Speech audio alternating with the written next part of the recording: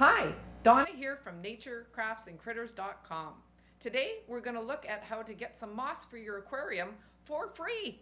Yes, take a look in your yard and you might be able to find some. So this clip is going to show you how to collect it from your yard, and then you need to check out our blog post for the rest of the details.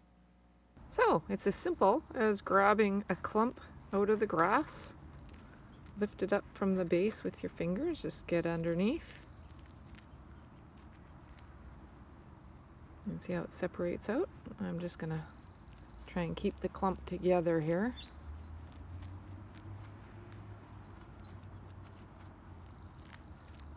It's moss I don't want in my grass anyway. So I take it and put it in there.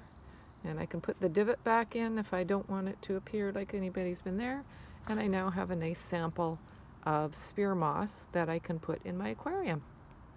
So the next step is simply immersing the moss in water. Fill the container up with water.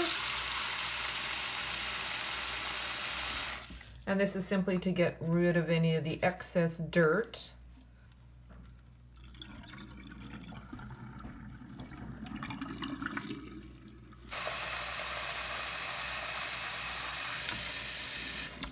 The organic material isn't a bad thing, it's just that it'll cloud up your water, and most people like to keep it clean.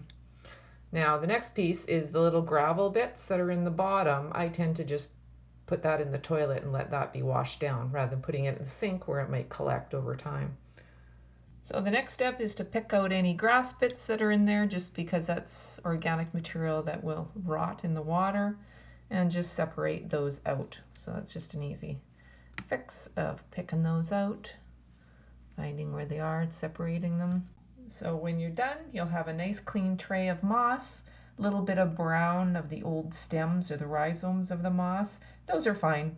They'll decompose on their own and provide food for any of the critters that happen to be in your tank, and also provide food for infusoria, which will in turn provide food for shrimps and snails and other critters too. So it's all good.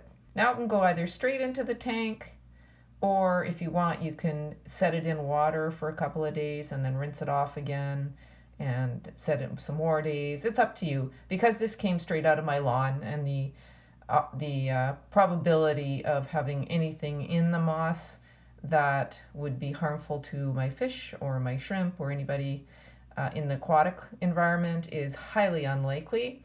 So I have no problem putting this directly into my tank and just letting it grow under the lights, which we'll talk about in a second.